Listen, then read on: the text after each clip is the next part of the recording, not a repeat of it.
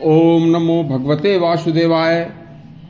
देखिए, युधिष्ठिर ने श्री कृष्ण से अपने भाइयों द्रौपदी व अपने पौत्र पोते परीक्षित के सामने कलयुग के दोषों से बचने का उपाय पूछा था।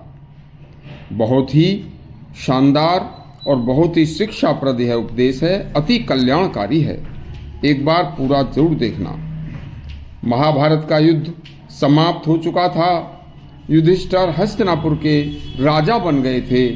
तब एक दिन युधिष्ठिर भाइयों व द्रौपदी व पोते परीक्षित के साथ अपने कक्ष में बैठे हुए थे। तभी युधिष्ठिर को भगवान श्री कृष्ण की एक बात याद आ जाती है। एक दिन श्री कृष्ण ने कहा था कि हे मित्र युधिष्ठिर, अब हमारे पृथ्वी लोक से जाने का समय आ गया है। देखिए, जिस कार्य के लिए हम यहाँ आए थे वह समस्त कार्य संपूर्ण हो चुके हैं तथा द्वापर युग भी समाप्त होने वाला है। 36 वर्ष बाद कलयुग शुरू होने वाला है। कलयुग में मनुष्य अपने दोषों से बहुत दुखी होगा। तब कलिकाल के दोषों से बचने का उपाय पूछने के लिए युधिष्ठिर ने भगवान श्री कृष्ण को याद किया। भगवान श्री कृष्ण की पांडवों पर असीम कृपा रहती थी। जैसे ही उनको स्मरण करते थे तुरंत उनके पास वह उपस्थित हो जाते थे। अब भगवान श्री कृष्ण को अपने सामने खड़ा देखकर पांडवों ने उनकी पूजा करके उनको आसन पर बैठाया और पूछा कि हे भगवान, कलयुग में न आप रहेंगे न ही हम रहेंगे और हमारा पौत्र यह पोता कलयुग में भी राजा होगा। इसलिए आप परीक्षित के सामने कलयुग के दोषों से बचने का मनुष्यों को उपाय बताकर कृतार्थ करें।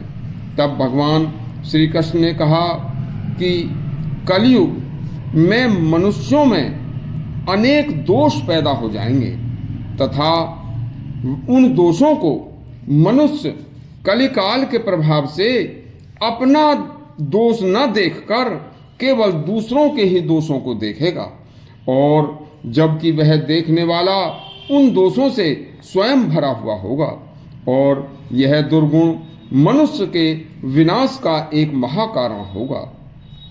देखिए, परदोष देखना, दूसरों का दोष देखना एक बहुत ही बुरा दोष होता है। हे पांडवों, नीति को जानने वाला, नियति को जानने वाला, वेदों को जानने वाला, शास्त्रों को जानने वाला तथा ब्रह्म को जानने वाला भी सरलता से मिल सकता है। लेकिन हे धर्मराज, अपने अज्ञान को जानने वाला तथा अपने स्वयं के दोषों को जानने वाला तो कलयुग में कोई बिरला ही मिलेगा।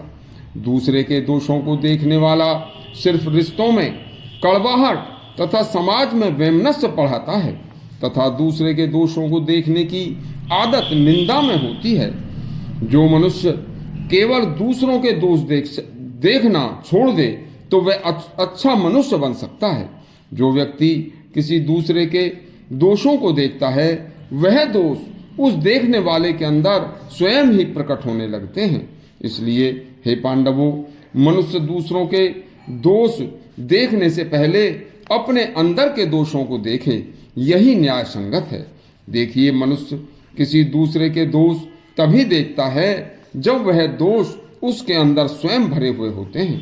जो व्यक्ति दोषों से शून्य हो जाता है अर्थात अपने दोषों को त्याग देता है तो उस व्यक्ति को इससे इन दोषों को त्यागने मात्र से उस दूसरे के दोष दिखने बंद हो जाते हैं। हे परीक्षित, कलयुग में जो व्यक्ति आंखों से, मन से, वाणी से किसी के दोषों का चिंतन या वर्णन नहीं करेगा तथा सामने या पीछे भी किसी की निंदा नहीं करेगा तो वह एक अच्छा इंसान बनने के लिए यह एक गुरु मंत्र है। देखो, समय संयम बरतना सबसे बड़ा गुण है।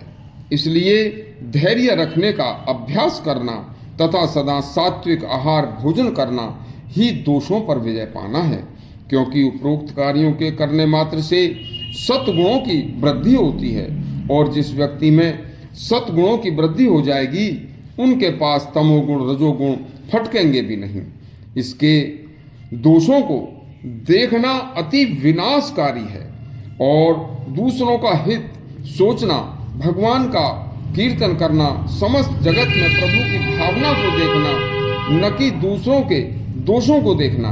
कलयुग में परदोष दर्शन से बचा जा सकता है, तो कलयुग में भी कल्याण निश्चित है। यदि आपको यह हमारा प्रसंग अच्छा लगा हो तो हमारे चैनल को सब्सक्राइब करें तथा घंटी अवश्य दबाएं। धन्यवाद।